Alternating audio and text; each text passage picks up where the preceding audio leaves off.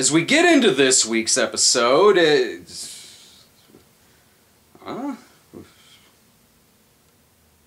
Oh no, not again!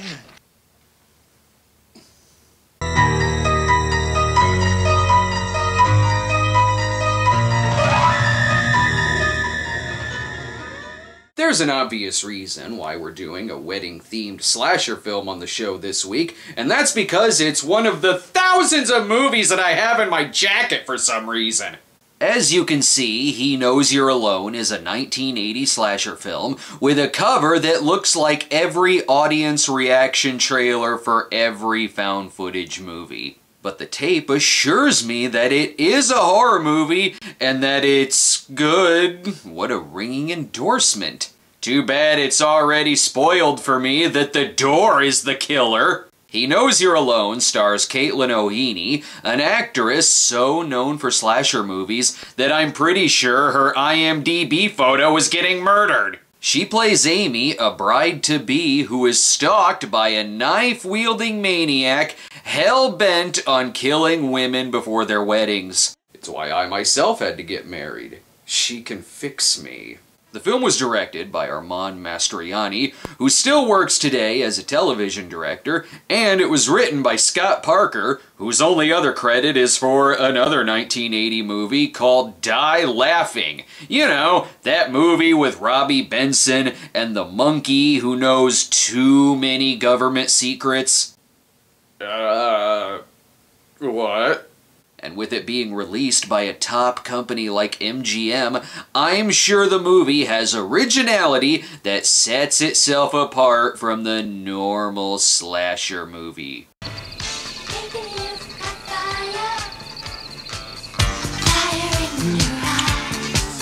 Alright, if you're gonna do this cliche, then at least wow me with superior acting.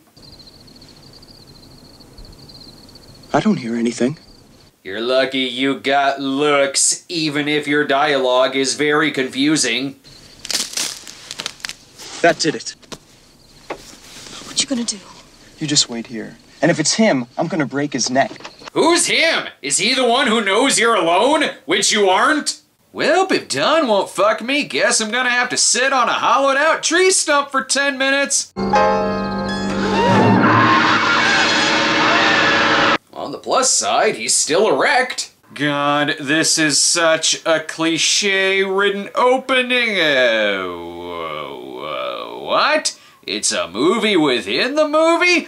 I don't like it when slasher movies play with my expectations. They're supposed to be stupid and predictable. Although, why are the effects worse in the real world than in the fake movie? This is so trite and misleading, but when Scream 2 rips off this whole sequence shot for shot, I'll declare it to be genius satire. Since this is 1980, she's really scared that someone is there to reenact the bathroom sequence from Maniac. Never mind taking a shit, she's missing the movie, which again, I'm not sure is really playing. But Noe Savigny saved her some popcorn. The 3D in this movie sucks, by the way. I appreciate the killer sitting on a stack of phone books to keep us from seeing his face. Sure, she's murdered, but that's what you get for paying to see a movie and feel around. He's actually mad because the movie is blatant propaganda suggesting that all knife-wielding lunatics are murderers. We filmed the killer's eyes and god damn it, we're gonna use them. Here, awkwardly put them in the credits and spice up the music.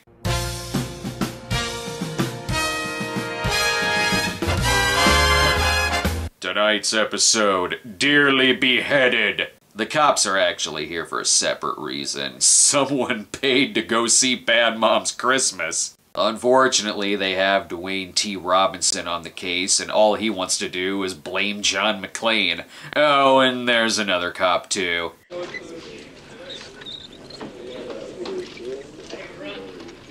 Frank, why'd you get me out of bed for this one? You're a cop, and someone was just killed!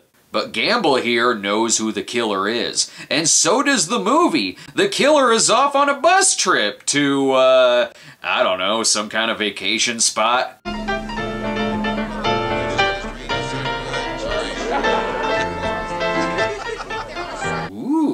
Flashback City, USA. I hear it's really beautiful this time of year, for providing context. Yes, this is Gamble's fiancée who was killed, but this is really the pivotal moment where the killer decided to upgrade to a power drill. Seriously, why did they even bother to hide his face in the opening scene? Meanwhile, Amy says goodbye to her fiancé who is off to his bachelor party weekend.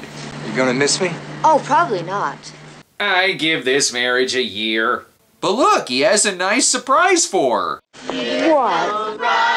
All dressed in white, stepped on a turtle and down came a girl. And there's the Buttercream Gang to remind her why she never wants kids. Plus, the killer is asking himself, why am I killing brides instead of annoying kids? This bachelor party sounds all kinds of awkward. Hottest pornos in town. And we pick up the women on the way. Ooh, what's a bachelor party without watching Jamie Gillis give unsuspecting women enemas? I'm fairly certain they're on their way to a zany hangover-esque comedy. You can even see them leave behind a slasher film. Bernie, there really aren't any bears up there, are there? Sometimes. Oh, there will be plenty of bears at Phil's party, and not the grisly kind. The women, however, only have each other and men talk. Well, it's just happening so fast, you know. And I'm not sure I want to get married. Now you take Bernie. I'll take Bernie. She will take Bernie. Don't you dare. What about that professor? Yeah. Ooh, darling, that's lust. Okay, let's see if I got this. One, I'm pretty sure, is a closeted gay man who watches pornos with his bros and goes off to find bears. The other may be a corpse. And another is having sex with her professor. Maybe they should have made Sex in the City 3. Ooh, is this the professor? Do I know you? We're in your class. Oh, that's right, my class. Right.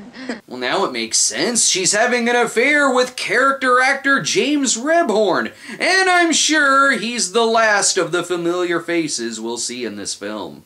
This film is full of lies. Going off in different directions proves there is more than one way. But who has the better soundtrack?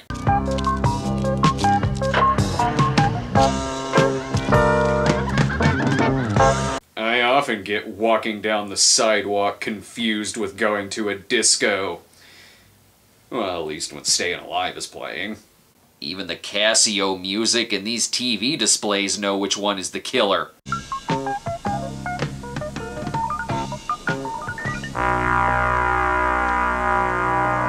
Oh, you like that music? Wait till the sound-alike Halloween theme starts playing.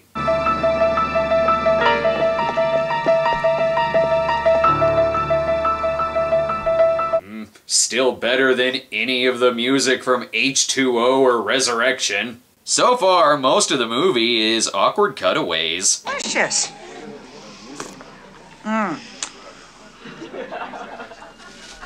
Can we get the killer in here to liven this place up?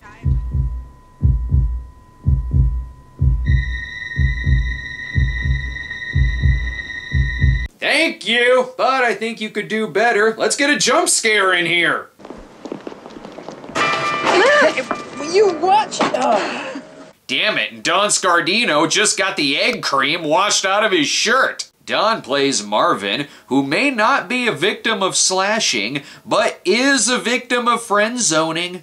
And I wasn't stolen, Marvin. You just lost me. I left town for one lousy summer and Phil sweeps you off your feet? Well, you shouldn't have gone. You shouldn't marry somebody on the rebound. All I'm saying is that I'm pretty sure I saw your fiancé as an extra while I was busy acting and cruising. Phil's weird. He's got insanity in his family. He's a closet. See? Boy, this movie likes cutting off scenes as well as limbs, unless she's engaged to an actual closet. This movie is so fascinated with people watching that it has frequent tangents of people I'm not sure who know they're in a movie. I'll tell you the truth, though. Sometimes I wish I never got married. But other times, I wouldn't trade Roz for anybody. No one is listening to you, creepy old man. I love watching a movie like this because whenever I forget a character's name, I can just look at the inside of the VHS cover. It's like a playbill! Amy has the same PTSD look that I had on my face when I realized she was in that awful Savage Weekend movie that I watched 10,000 years ago. And yes, everyone's a creep in this movie too. Run away with me. We'll move to New York and exist on our intense love for each other. What would you have done if that was the wrong dressing room? And does the store owner know you're back there? Thanks, Ralph. So long. So long, kid. Ralph is very strict. No one is allowed to peep in on the dressing rooms unless they ask Ralph for permission first. You son of a bitch, I shouldn't have to ask permission to peep on scantily clad women! I'm the fucking killer! It wasn't too hard to film in a church. They simply told them that the He and He Knows You're Alone is the Lord, and the movie is an anti-masturbation film. The plot changed soon after. Someone should get the priest because Jesus is leaking blood again. Amy. Hello, Father. The fuck did he burst through the door for? Why is everyone in this movie acting like a perv? There's no reason for it. We already know what the killer looks like. This movie is just an excuse to throw a fake bachelorette party. Yes, that'll look great on Phil. All right, there were cops in the movie. Sorry I'm late, I was giving Ted Bundy 2 months worth of Saturday detentions. Well, what happens if you don't get him? I'll get him. What happens if you don't get him? I'll get him. There will be a sequel? Oh, and if your memory is bad. A bride was killed an hour before her wedding. Len was gonna marry her. Yes, thank you. I remember the flashback from less than 40 minutes ago. Anyway, whining boys! Oh, you know, there's this real cute guy I see jogging every morning. Yeah? He stares at me all the time. What do I care about that? It's not like that character is going to be played by a future A-lister or something. Back to Claire having the affair with her professor. The young makeup on James Rebhorn is really convincing. I'm assuming he was always an old man. This is going right along with the alternate title, He Knows You're Fucking. I don't like the dark, Joyce! It really works out for the killer that he's invisible to every character in this film. But unless James goes out and fixes the lights and gets murdered, there will be no sex for him. Psych! She gets killed first. Wait till he finds out that the killer's murder face is the same as James's sex face.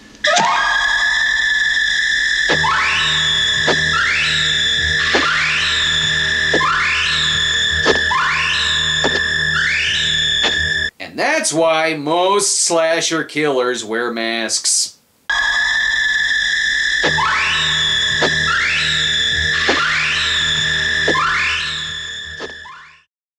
But why is even our hero so creepy? Who is it? The boogeyman. Marvin. You're not Michael Myers. But you're better than the Uli Lamel film. I'm sure Michael Myers would be more romantic than this. Besides, I'm sick of goldfish. Marry me and I'll bring you a piranha. See? Marry him and he'll bring you a better horror movie like Piranha. Who could resist this addicting Marvin charm? January 5th, 1973. You remember Mary O'Connor? Ha! The Virgin Mary. I took her to the drive-in movie. She said no, and I stopped. I believed her. But you've always been a gentleman, Marvin. I mean, other than the time you peeked in on me in the dressing room, you're a true gentleman. It was the biggest mistake I ever made. Later, I found out she was saying no to everybody a couple of times before giving in. I knew I should have fucked her even though she said no. Now the killer murders something else. Marvin's monologue. Deliver, destroyer.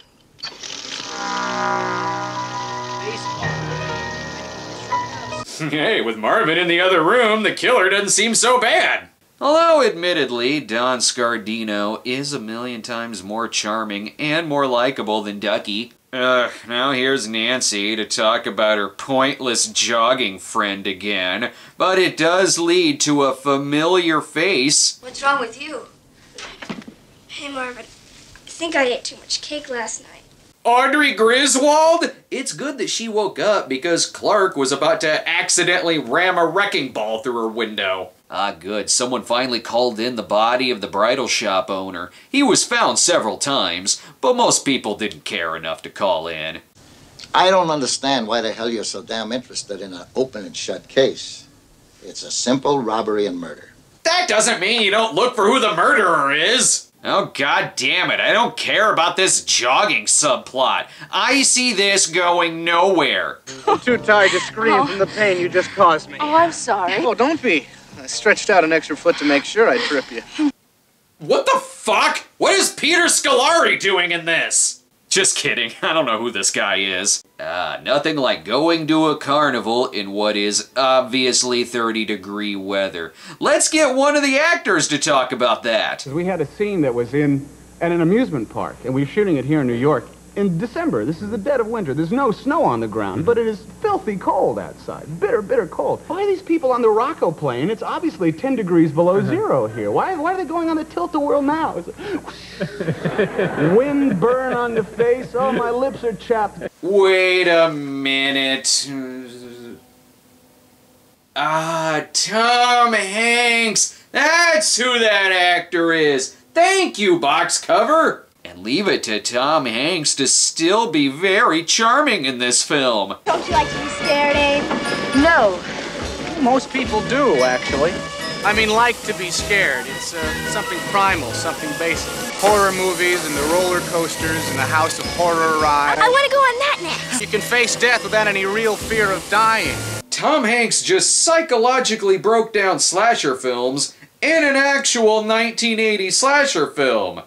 I guess that's more impressive than mid-90s slasher snark. It's safe. You can leave the movie or get off the ride with a vicarious thrill and the feeling that you just conquered death. One hell of a first-class rush. Apparently, Tom Hanks's Elliot character was originally supposed to die, but that was nixed because he was proving to be too damn likable. Well, that didn't stop him from murdering Teddy and Jimbo. Although I think someone else may be chasing her.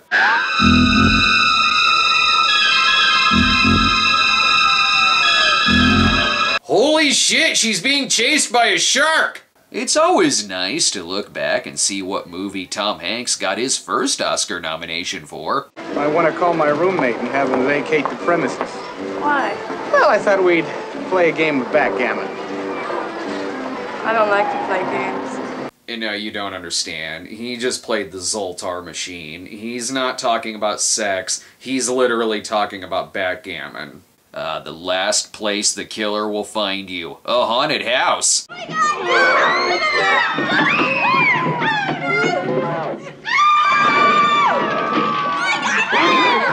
God, if your scream is already this much overkill, wait till you find out that your friends are dead. Even if this haunted house contains actual serial killers and lightning. Oh yeah, and Phil is cheating on her. I hate that guy, and so does Audrey. You really gonna marry that turkey? I don't like Phil. Marry Marvin. I like him. Look, Marvin creeps around you more than the movie's killer, but at least he's hilarious about it. I don't know what's worse, the fact that the killer is stalking Tom Hanks' new girlfriend, or that he's a fucking knife thief. What a weird movie when I'm not sure if the person tailing her is the killer, the love interest, or the cop. Oh, it's the cop. Detective Andy isn't as good at subtlety since the Mr. No Legs case. This plot is heating up.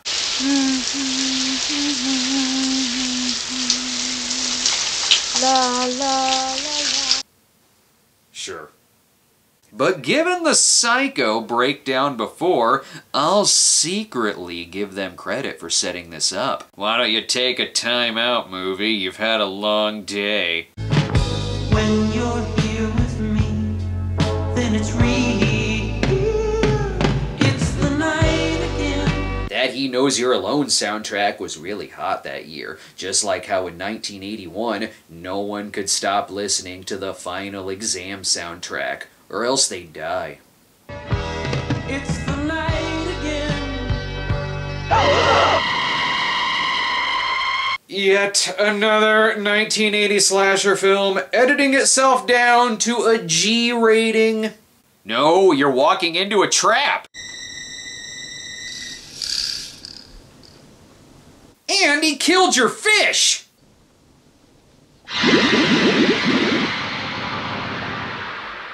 And now where's she gonna put her replacement fish? Holy shit, the killer is that guy? He's been waiting this entire movie for someone to actually see him. Damn it, get out of the car! I'm tired of people confusing me for Billy Bob Thornton. I'm gonna carve my name on your fucking chest!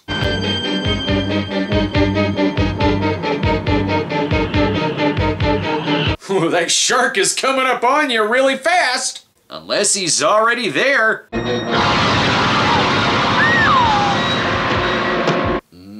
Just like in Harry and the Hendersons. Killing 2 birds with 1 stone, avoiding the killer, and identifying the bodies of her friends. She caught Marvin on a break from fucking the corpses. Don't expect Tom Hanks to make a return. Once Elliot found out there was a killer nearby, here's what he did.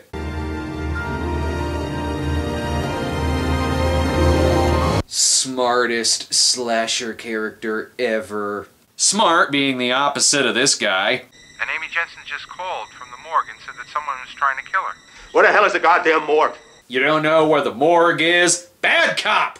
As she poses for the movie's poster, the killer was right in assuming that she would just happen to back up against this table. Good, Gamble finally made it, while his brother is off looking for the stepfather for similar personal reasons. Sure, it's bad being chased around by a serial killer, but even worse, it fucking stinks in here. Thankfully, he gets shot by the cop and the movie is over.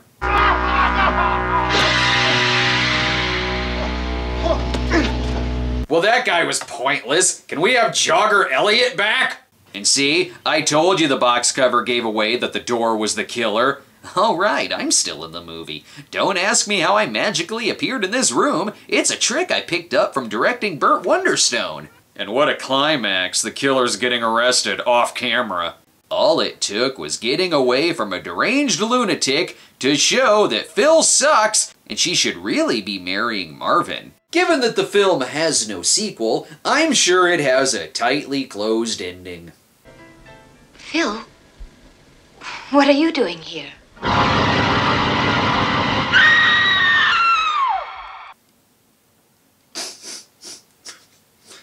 What?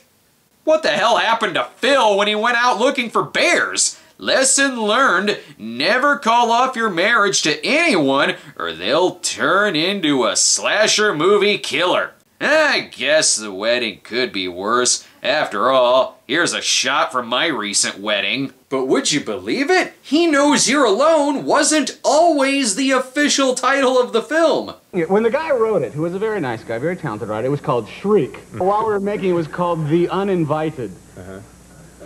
What did this mean? Nobody really knew. And then they cut it together and released it as Blood Wedding. Blood Wedding! And then there was finally came out of the title, He Knows You're Alone. Nowadays, it's just called That 80s Slasher Movie That Had Tom Hanks in It. Or prequel to Bachelor Party. That's way better than the sequel to Bachelor Party. Yeah, it's a forgettable slasher film with some clever moments. But more importantly, at least we got to see the first feature film role of Dana Barron.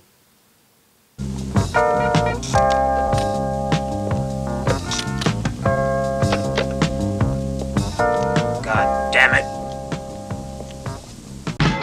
Come to me again. It's the only way. It's the night again. We're all right again. All the socks. Be sure to subscribe to our YouTube channel at youtube.com/StonedGremlinProductions. Follow us on Twitter at The Cinema Snob, or check out our homepage at thecinemasnob.com.